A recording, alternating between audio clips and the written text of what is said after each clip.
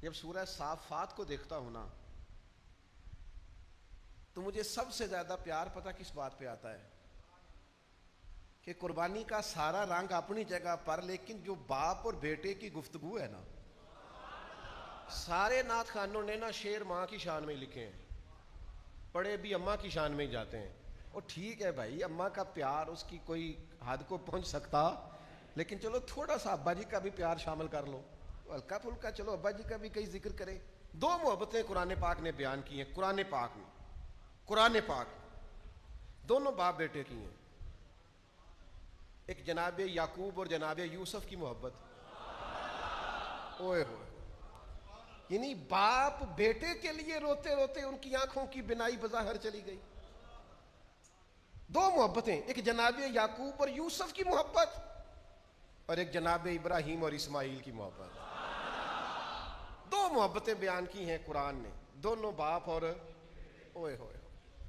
کدے پتر نو سمجھ لگے نا ابا پیار کردہ کنا ہے، اس کو پتہ ہی کوئی نہیں۔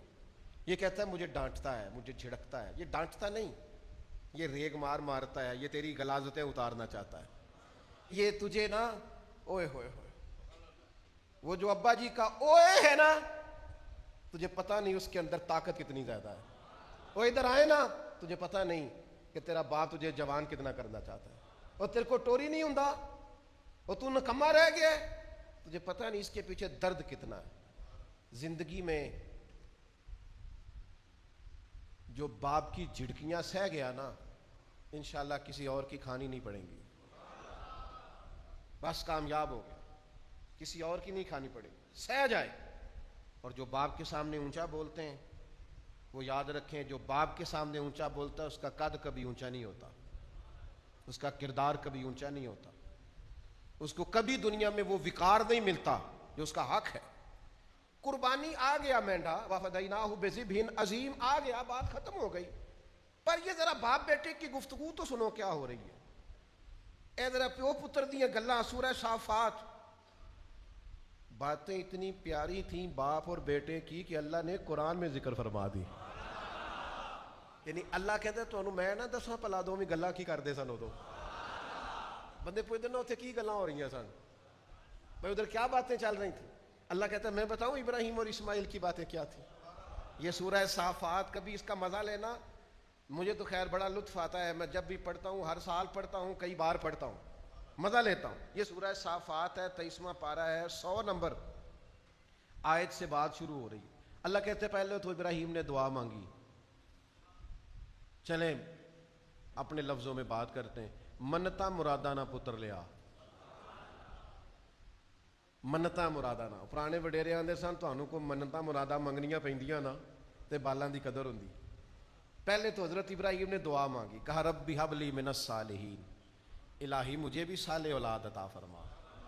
تو رب فرماتا ہے فبشرناہ بغلام حلیم، ہم نے انہیں نا عقل مند بیٹے کی خوشخبری عطا فرمائی، بردبار بیٹے کی، حلیم بیٹے کی خوشخبری دی۔ پہلے مانگا، مانگ کے لیا، فلما بلغ معہ السعی، اور پھر جب وہ ساتھ سعی کرنے کے قابل ہوا نا، دوڑ دھوپ کرنے کے قابل ہوا، ساتھ کام کاج کرنے کے قابل ہوا، ان مینوں پتر رل پیا ہے، اب بیٹا آ گیا ہے، اب خیر ہے، بچے بڑے ہو گئے۔ فلما بلغ معہ السعی، قرآن شریف پڑھ رہا ہوں، اللہ کہتا ہے جب وہ حضرت ابراہیم کے ساتھ چلنے کے، دوڑ دھوپ کرنے کے قابل ہوئے تو حضرت ابراہیم علیہ السلام نے کیا کہا؟ قال یا بنی، کہا او میرے بیٹے، اوے پترا، او میرے پتر، ادھر آنا، بات سن۔ باپ بیٹے کی گفتگو ہے، میں نے کہا تھا اماں مجھ سے ناراض نہ ہو جائے، پر اس باپ بیٹے کی گفتگو میں اماں بھی شامل کوئی نہیں، اس میں اماں جی کا مشورہ، ان کو شامل نہیں کیا۔ جناب ہاجرہ اس میں موجود، کہتے ہیں بیٹا ساتھ چلنے کے جب قابل ہو گیا، قال یا بنی انی ارا فی المنام انی اذبحک، کہا بیٹا میں نے خواب دیکھا ہے رات کو کہ میں تمہیں ذبح کر رہا ہوں۔ ایک سوال بھی نہیں کیا جناب اسماعیل، او بیٹو، اللہ کا قرآن، ایک سوال بھی نہیں پوچھا، یہ بھی نہیں پوچھا ابا جی خواب کی تعبیر کیا ہے؟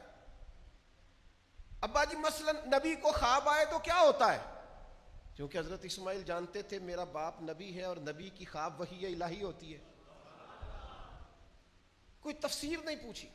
کہا میں نے خواب دیکھی ہے انی اذبحک فانظر ماذا تری. تیری کیا رائے ہے پتر، پھر کیویں کریے، تیری کیا رائے ہے؟